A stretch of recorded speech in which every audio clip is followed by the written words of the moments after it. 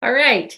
This is Emily Tallman from the English department. And today for our Ask the Faculty interview for Costa, I'm going to be interviewing Allyson Sullivan from the art department. She's joining us and we're both in our offices this time on campus. Nice. So the first question, Allyson, is what is your favorite food truck? My favorite food truck was discovered at the Fresno Fairgrounds during a home improvement show. It was an ice cream truck, and it was coffee flavored ice cream. It was divine. Oh my God, you're making me miss the fair now. And for you, what was the main reason you chose teaching? I actually was advised to take an art history class from an advisor at Fresno State.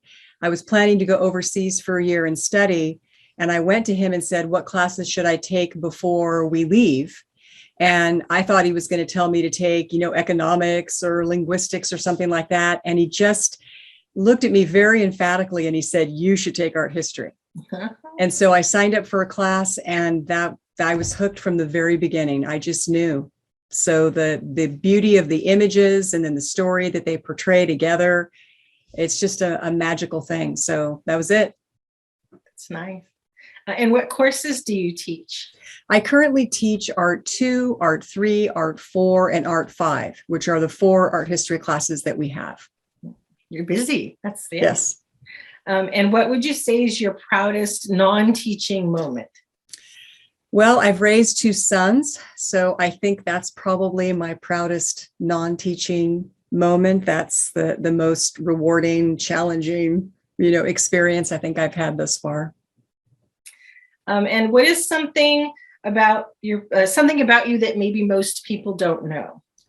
I have a bachelor's degree in French, and most people don't know that about me. And I was given the opportunity to live in the south of France for a year.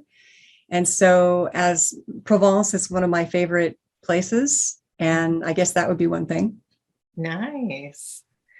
And what is your watch it 1,000 times movie? That one was really hard for me. Movies to me were kind of my introduction to art. Mm-hmm.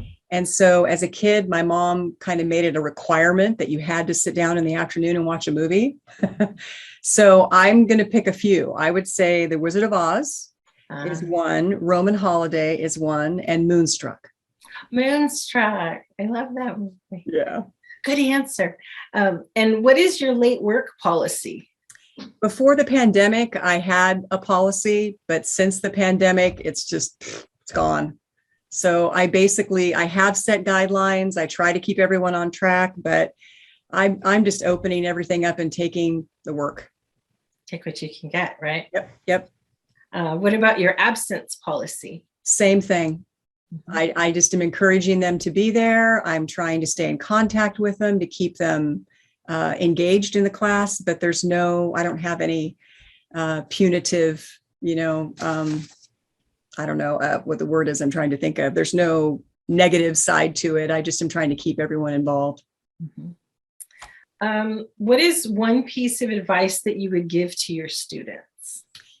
I find that students right now get overwhelmed very easily. There's just a really high threshold of stress and anxiety, and I'm trying to get them to just take things one step at a time, to seek support services that are here to help, and to stay in contact with instructors because we really have their success in mind. We want them to achieve. Yeah. The staying in touch part is so important. And yes. And it's hard for them. What about pets? Do you have any pets?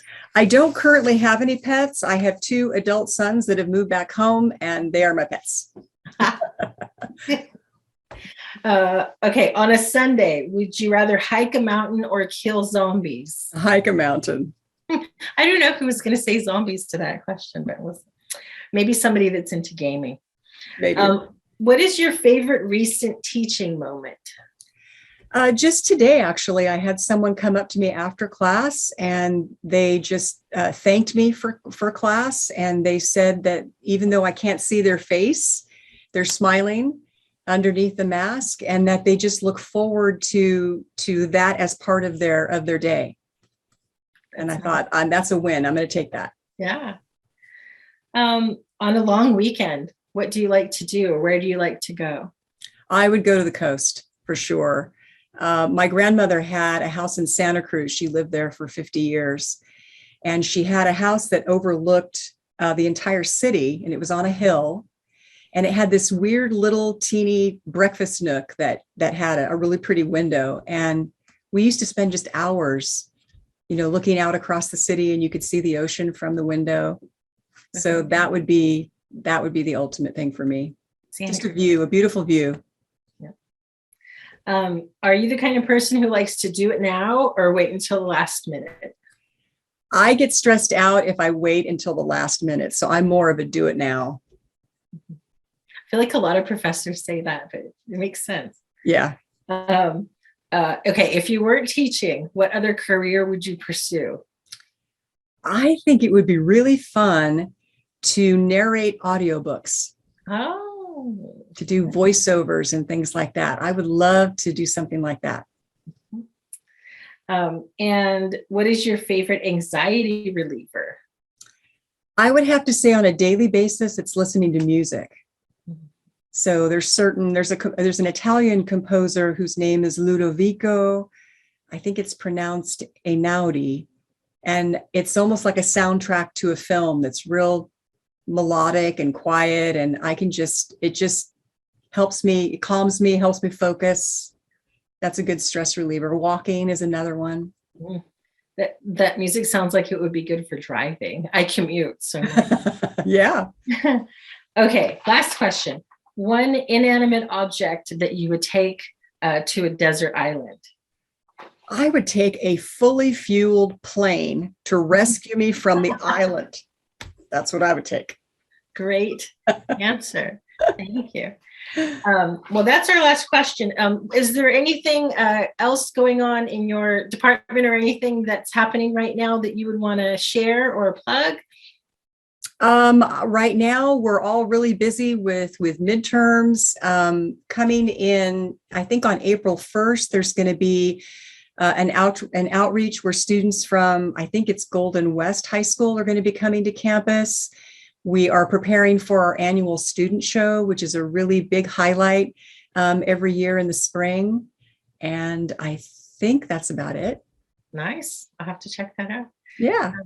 Come on over. Thank you so much for talking to us. I feel like I skipped one question. I went over one thing on my paper here. What is the best thing about being a COSTA member for you? I didn't ask that. I think it's really wonderful to just have the support and to know that there's a go-to team of people that can help us if we're ever in need. And I really want to thank you guys for going to the trouble to do all of this. This is a neat thing to get to know other instructors. And thank you for interviewing. It's I've been asking lots of people, so I was very happy to hear from you. Well, thanks for talking to us today and for being a COSTA member. Sure, you're very welcome.